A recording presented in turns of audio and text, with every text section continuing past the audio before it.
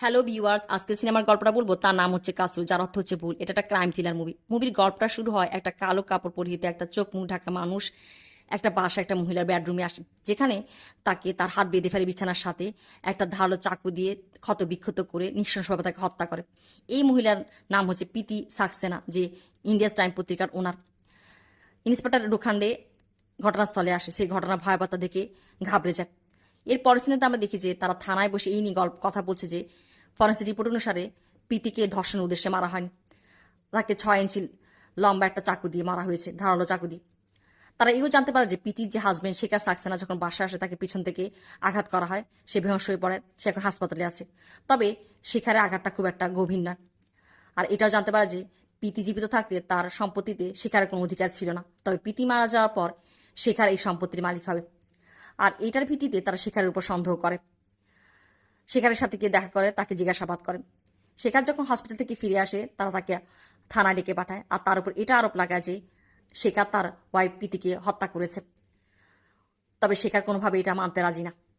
ওদিকে তারা এটাও জানতে পারে যে প্রীতি ন্যাশনাল জিম ক্লাবের মালিক ছিল। সেই ক্লাবের যে সুপারডেন্ট রুস্তম তাদেরকে এই সাক্ষ্য দিয়ে যে সে যখন 31 জানুয়ারি লকার পরিষ্কার করছিল, শেখারের লকারে সে একটা ধারালো চাকু দেখতে পায়। আর এই চাকু বর্ণার সাথে প্রীতিকে যে চাকু দিয়ে হত্যা করা হয়েছিল সেটার মিল হয়ে যায়। আর এই তথ্য উপাত্তের ভিত্তিতে পুলিশ শেখারকে গ্রেপ্তার করে। তবে সরকারি উকিল বলছে যে এই তথ্য উপাত্তে তারা শেখারকে জেলে রাখতে পারবে না, আজ শেখার এখানে জামানত পেয়ে যায়। শেখার তার উকিলকে বলে যে তাকে তার জন্য একটা ক্রিমিনাল লয়ার বন্দোবস্ত করতে। তার উকিল তাকে সিমরান ভাগ্রাবের কথা বলে। সিমরান ভাগ্রা যে কিনা ক্রিমিনাল লয়ার ছিল, তবে কিছু বছর আগে সে ক্রিমিনাল লয়ার থেকে কর্পোরেট লয়ার হয়ে গেছে, আর সেটার কারণ লোখান্ডে। এটা শোনার পর শেখার আরও বলে যে সে সিমরানকে তার লয়ার হিসেবে চায়, কারণ সিমরানই পারবে ইন্সপেক্টর লোখান্ডের বিরুদ্ধে তার বিরুদ্ধে শক্ত অবস্থান নিতে। আমরা সিমরানকে দেখি যে সিমরানের বাবা মা বেঁচে নেই, তার জীবনে একমাত্র কাছের মানুষ হচ্ছে তার বন্ধু অমিত। শেখারের উকিল এসে সিমরানের সাথে কথা বলে, তাকে বোঝাতে চায় যাতে সে কেসটা লড়ে আর শেখার নিরপরাধ সাবিত করে। সিমরান শেখারের সাথে কি কথা বলে, তার কথাতে সিমরান একটা ভরসা পায়।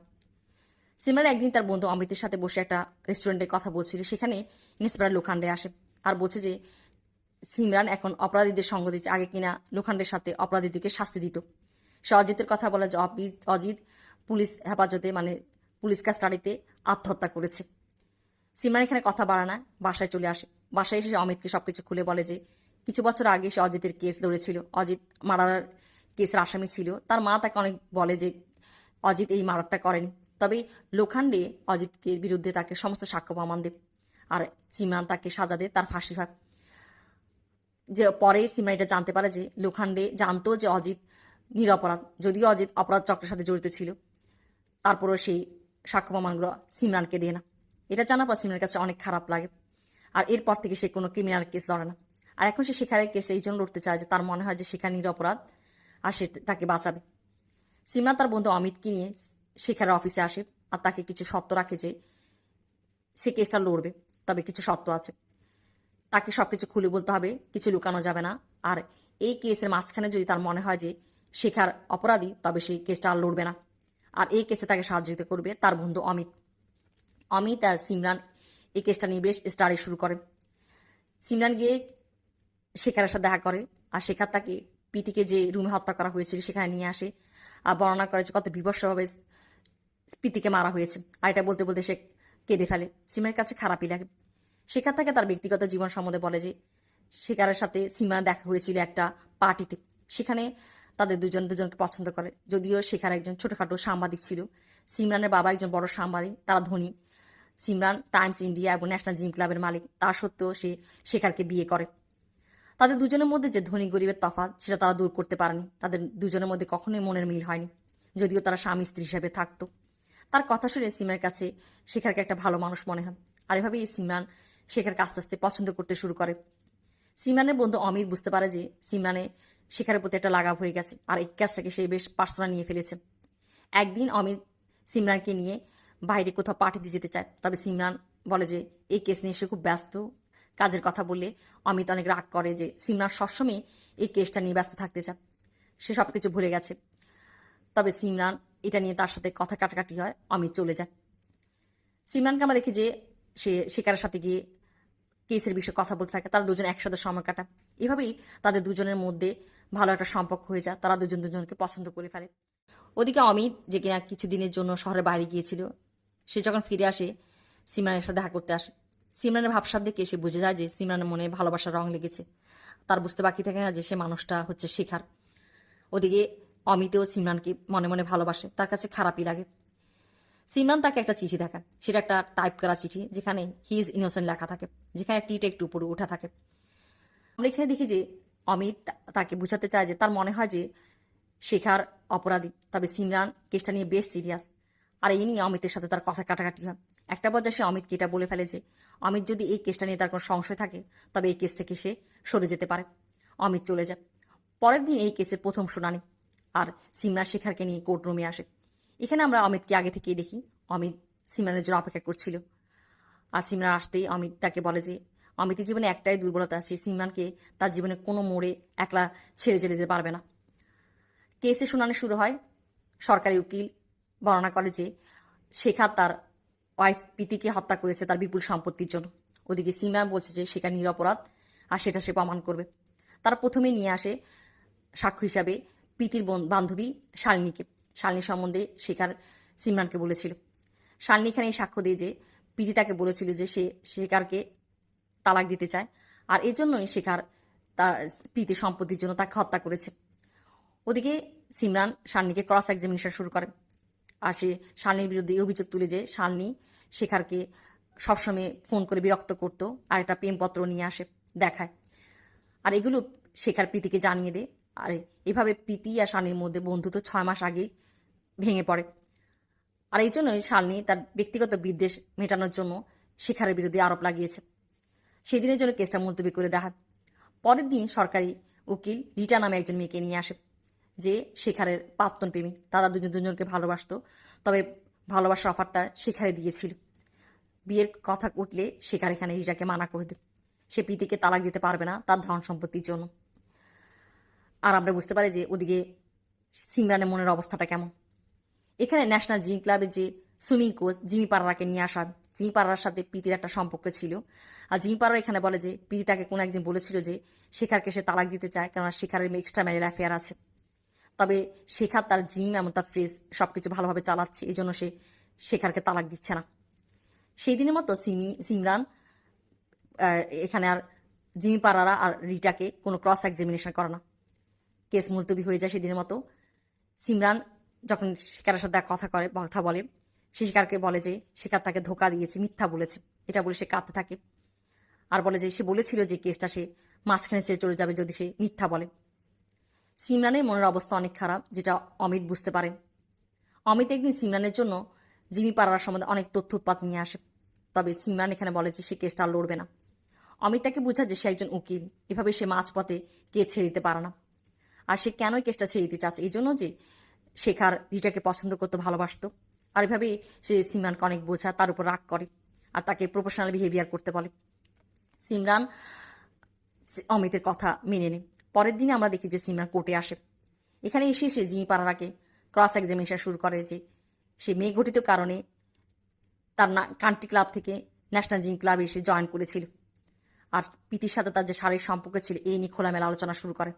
এতে জিমি পাড়ারা বেশ উস্কে যায়, আর সে রাখতে শুরু করে। একটা সময় সিমরান তাকে এটা বলে বসে যে যখন সে প্রীতির সাথে শারীরিক সম্পর্ক করতো সে কি প্রীতিকে হাত বিছানাতে বেঁধে দিত। আর এটা বললে জিমি পাড়ার এখানে অনেক রাগ করে, আর সে তাকে আজ থেকে কুতিয়া বলে।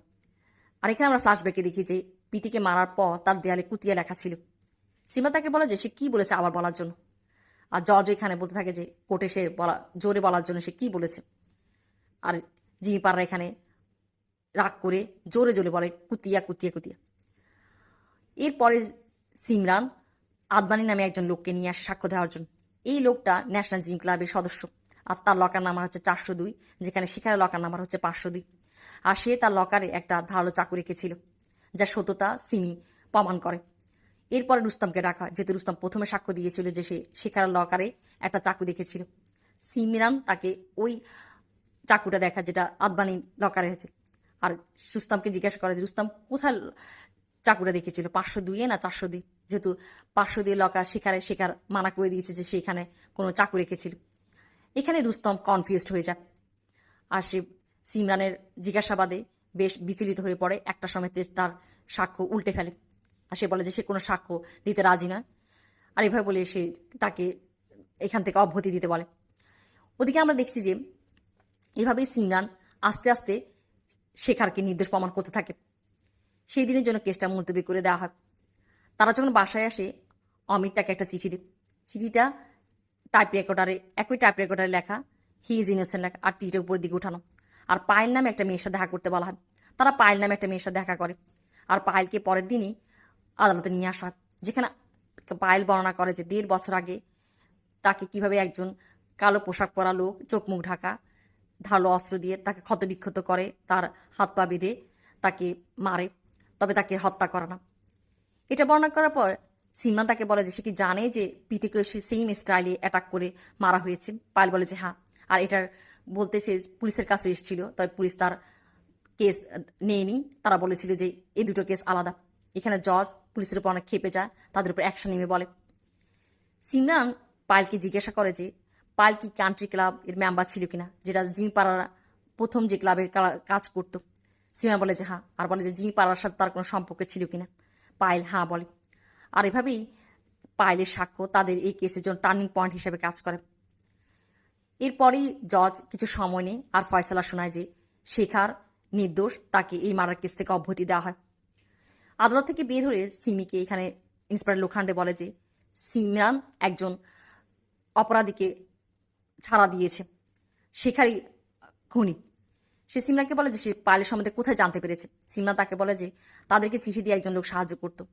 লোখান্ডে বলে যে তাদেরকে শেখারই সাহায্য করত। শেখার 1.5 বছর আগে থেকে পায়েলকে চিনত, আর জিমি পাড়ার সাথে তার সম্পর্ক সেটাও জানত। এজন্য সে পায়েলকে 1.5 বছর আগে একই স্টাইলে অ্যাটাক করেছিল, আর কুতিয়া লেখাটা লিখেছিল তার দেওয়ালে, যেহেতু জিমি পাড়ারা কুতিয়া কথাটা গালি দেয়। আর জিমি পাড়ারাকে কান্ট্রি ক্লাব থেকে ন্যাশনাল জিমি ক্লাবে নিয়ে এসেছিল ঘটনা ঘটিয়ে। আর এখানে আসার পর যখন জিমি পাড়ার সাথে প্রীতির সম্পর্ক হয়, আর প্রীতিকে একই স্টাইলে অ্যাটাক করে তাকে মেরে ফেলে। তবে সিমরান কোনো কথা বিশ্বাস করতে নারাজ। সে লোখান্ডেকে বলে যে লোখান্ডে এটা মেনে নেওয়ার জন্য যে কেসটা হেরে গেছে।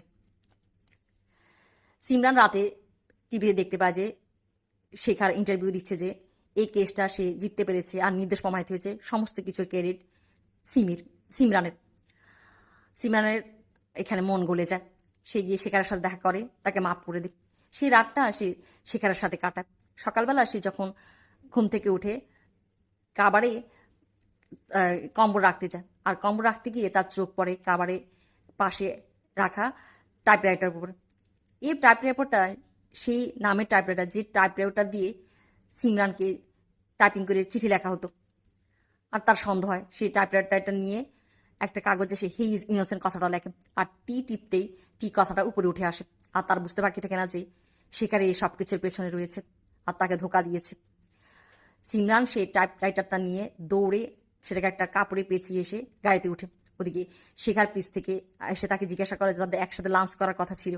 সিমরান তাকে বলে যে তার একটা কাজ মনে পড়ে গেছে, সে কিছুক্ষণের মধ্যে এ কথা বলে গাড়ি নিয়ে চলে যায়। ওদিকে শেখার রুমে এসে যখন দেখে যে কাবারের দরজা খোলা, সে কম্বলটা উঠাতেই বুঝতে পারে যে তার টাইপরাইটারটা নেই। আর তার বুঝতে বাকি থাকে না যে সিমরান সব কিছু বুঝে গেছে।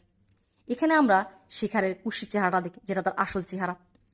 ওদিকে সিমরান গিয়ে লোখান্ডেকে ফোন করে সব কিছু বলে দেয়। শেখার সিমরানের বাসায় আসে, তাকে বেহস করে ফেলে, আর তাকে বিছানায় তারা হাত বেঁধে ফেলে বিছানার সাথে, আর তাকে এক স্টাইলে মারার চেষ্টা করে।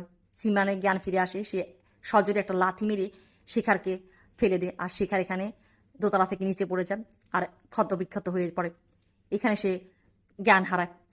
সিমরান তার কাছ থেকে তার গাড়ির চাবি নিয়ে গাড়ি নিয়ে পালাতে চায়, তবে শেখা তার গাড়ির পেছনে উঠে পড়ে।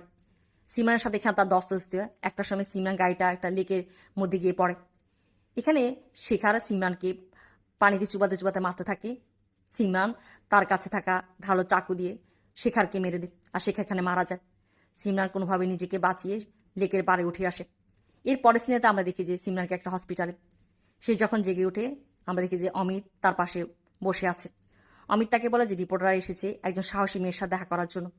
সিমরান তাকে বলে যে তার মনের অবস্থা এমন না যে সে রিপোর্টারদের কোনো কথার জবাব দিতে পারবে।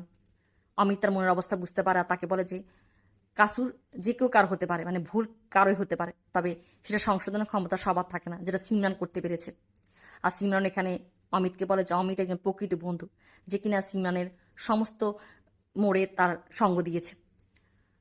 আর আমরা দেখি যে সে অমিত গিয়ে জানালার পাশে দাঁড়ায় আর সিমরান গিয়ে তার মাথাটা অমিতের গায়ে এলিয়ে দেয় আর অমিত তাকে জড়িয়ে ধরে। এভাবেই এই গল্পটা শেষ হয়।